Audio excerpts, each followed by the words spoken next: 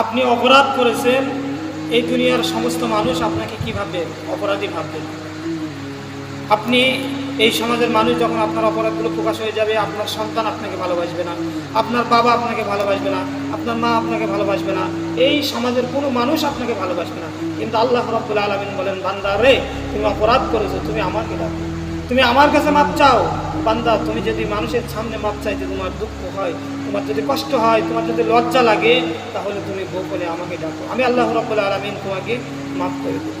সম্মানিত বন্ধুরা, আজকে দেখেন আমরা গুনাহ করি, কিন্তু আমাদের মনের মধ্যে কোনো অনুশোচনা হয় না। আজকে আমরা গুনার প্রতিযোগিতা শুরু করেছি। একজন মানুষ একজনকে ঠকাইছে, সে তার বন্ধুদের সাথে গল্প করে।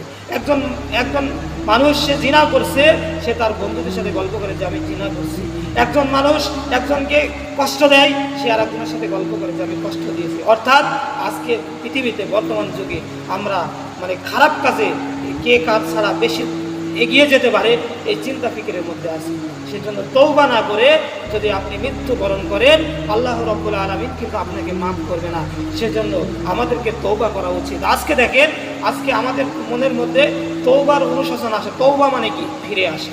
আপনি মাঠে যাচ্ছেন, আপনি মনে করেন মাঠে আপনি যে কোনো একটা কাজ করার জন্য যাচ্ছেন, আপনি এসু অথবা দাগ অথবা কুড়াল অথবা কোদাল যাই বলেন না কেন সাথে করে নিয়ে যাবে, সেটা নিয়ে যেতে মনে নেই। এখন আপনার জমিনে পৌঁছে গেছেন, এখন আপনি কি করবেন ভাই? আপনি নিশ্চয়ই চিন্তা করবেন, আমার যে কাজের যন্ত্র, সেই যন্ত্রটা তো আমি নিয়ে আসিনি। তখন আপনি আবার কি করবেন? ওখানে কি বসে থাকবেন, তওবা করবেন? না, আপনি ফিরে আসবেন। ফিরে আসার পরে বাড়ি থেকে আপনি সেটা নিয়ে যাবেন। নিয়ে যাওয়ার পরে আপনি বাড়িতে গিয়ে মাঠে গিয়ে কাজ শুরু করবেন। তার মানে কি? তওবা মানে ফিরে আসা। আল্লাহ, আমি আগে জিনা করতাম, এখন আর জিনা করব না। আমি জিনা করতাম তো ঘৃণা করব। আল্লাহ, আমি আগে সুদ খাইতাম, এখন আমি আর সুদ খাইব না। রব্বুল আলামিন, আমি আগে মানুষকে ধোঁকা দিতাম, এখন আর ধোঁকা দিব না। রব্বুল আলামিন, আমি আগে ঘুষ খাইতাম, এখন আমি ঘুষ খাবো না। আয় রব্বুল আলামিন, আমি আগে বেনামাজি ছিলাম, এখন আমি নামাজ পড়ব।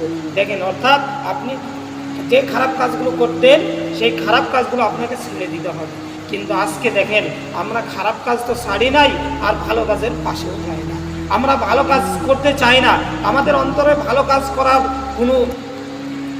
কোনো সিস্টেম হয় না যে আমি ভালো কাজ করব, আমি সামনে এগিয়ে যাব। আমার এই দুনিয়া নাই।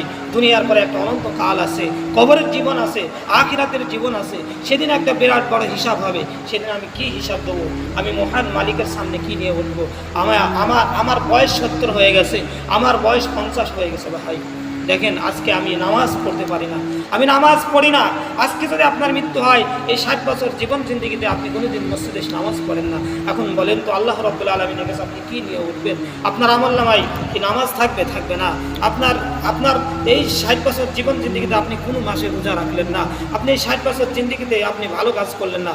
ও ভাই, মহান রব্বের সামনে আপনি কী নিয়ে দাঁড়াবেন? বলেন, আপনি কী হিসাব দিবেন? আজকে দেখেন, এই পৃথিবীতে আপনি যে বন্ধুর পেছনে দৌড়াচ্ছেন, যে পৃথিবীর পেছনে দৌড়াচ্ছেন, আপনি যে পরিবারের জন্য সারাদিন দৌড়াদৌড়ি করেন, এই পরিবার কিন্তু একদিন আপনাকে ভুলে যাবে। এই বন্ধুরা আপনাকে ভুলে যাবে।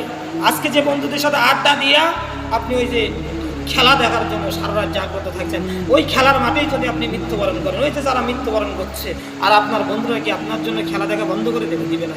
তারা কিন্তু দুনিয়ার কাজের মধ্যে লিপ্ত থাকবে।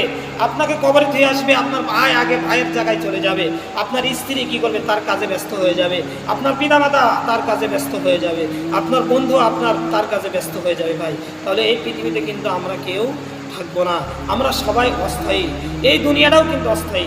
একদিন এমন একটা সময় আসবে, এই দুনিয়া আপনাকে ছুঁড়ে ফেলে দেবে, বলবে, বান্দা, তোমার তো আর কোনো দাম নেই। দেখেন না, এই যে আমাদের সমাজে অনেক মানুষ আছে যারা এক সময় আপনার দাদা অথবা আপনার দাদার বাবা বা আপনার বাবাই বলেন, এক সময় কি করেছে?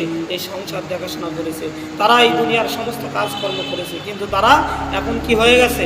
বৃদ্ধা হয়ে গেছে, বিছানায় পড়ে আছে, ঘরে শুয়ে আছে। তারা যদি কোনো কথা বলে, আমরা কিন্তু তাদের কথা শুনতে চাই না, তাদের প্রতি গ্রাহ্য করি না। বাইরে আমার, তাহলে দেখেন, এই দিন আমার আপনার আসবে, কিন্তু আমি আপনি কখন মৃত্যুবরণ করবে এ কথা কিন্তু বলতে পারবো না। এমন একটা সময় আসবে, আপনি দাদা হয়ে যাবেন, আপনি বিছানায় পড়ে যাবেন, আপনি আপনার ছেলেকে ডাকবেন, উত্তর দেবে না, আপনার মেয়েকে ডাকবেন, আপনার মেয়ে আপনার ডাকে উত্তর দেবে না, অর্থাৎ গুরুত্ব দেবে না। এই দুনিয়াতেই আপনার একদিন গুরুত্ব থাকবে না। ভাই, সেজন্য আল্লাহর সাথে ভালো সম্পর্ক রাখেন, ইসলামের সাথে ভালো সম্পর্ক রাখেন।